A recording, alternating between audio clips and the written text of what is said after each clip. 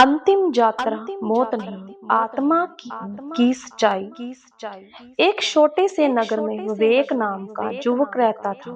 वह जीवन से बहुत प्रेम करता था, लेकिन उसे एक डर हमेशा सताता था, मौत का डर। जब भी किसी की अंतिम यात्रा देखता उसका मन घबरा जाता। वह सोचता, सब कुछ यहीं खत्म हो जाता है क्या। एक दिन उसके दादाजी बहुत बीमार पड़ गए। परिवार के सभी लोग उनके पास बैठे थे। दादाजी के चेहरे पर अजीब सी शांति थी, जैसे उन्हें किसी बात का डर ही ना हो। विवेक ने पूछा, दादाजी, क्या आपको मौत से डर नहीं लगता? दादाजी मुस्कुराए और बोले, बेटा, अंतिम यात्रा मौत नहीं होती, यह आत्मा ही की नई यात्रा की शुरुआत होती है। विवेक हैरान रह गया। आत्मा का रहस्य? दादाजी बोले, जिस तरह इंसान पुराने कपड़े छोड़कर नए पहनता है, उसी तरह आत्मा शरीर बदलती है। शरीर मिट्टी का है, लेकिन आत्मा परमात्मा का अंश है।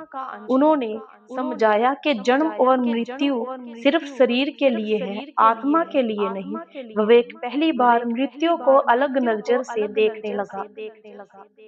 एक सपना जिसने जीवन बदल दिया। कुछ दिनों बाद दादाजी संसार छोड़ गए। घर में शोक था, अंतिम यात्रा निकली। विवेक रो रहा था, लेकिन उसे दादाजी की बात याद आ रही थी। उस रात उसे एक सपना आया। उसने देखा दादाजी उजाले से बड़े रास्ते पर चल रहे हैं। उनके चेहरे पर खुशी है। उन्होंने कहा, मैं खत्म नहीं हुआ, बस आगे बढ़ गया हूँ। जीवन एक पड़ाव है, मंजिल नहीं। विवेक की आंख खुली तो उसका डर आधा खत्म हो चुका था। संत से मुलाकात। विवेक एक संत के पास गया और पूछा, अगर मौत अंत नहीं, तो जीवन का उद्देश्य क्या है? संत बोले, जीवन आत्मा को शुद्धि करने का अवसर है।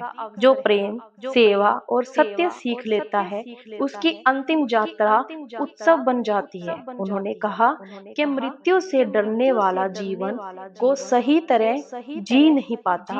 अंतिम यात्रा का सच्चा अर्थ संत ने समझाया। अंतिम यात्रा शरीर की विदाई है, आत्मा परमात्मा की ओर लौटती है। अच्छे कर्म आत्मा के साथी बनते हैं, नाम स्मरण आत्मा का प्रकाश बनता है। विवेक ने उस दिन से जीवन बदल लिया। वह लोगों की मदद करने लगा, क्रोध छोड़ दिया और हर दिन भगवान का धन्यवाद करने लगा। अब जब भी किसी की अंतिम यात्रा देखता, उसके मन में डर नहीं आता, बल्कि एक प्रार्थना निकलती, हे प्रभु, उसकी आत्मा को शांति देना। मौत अंत नहीं, परिवर्तन है। शरीर खत्म होता है, आत्मा नहीं। अच्छे कर्म ही अंतिम यात्रा का सच्चा सहारा है। जो जीवन को समझ लेता है, वह मृत्यु से नहीं डरता।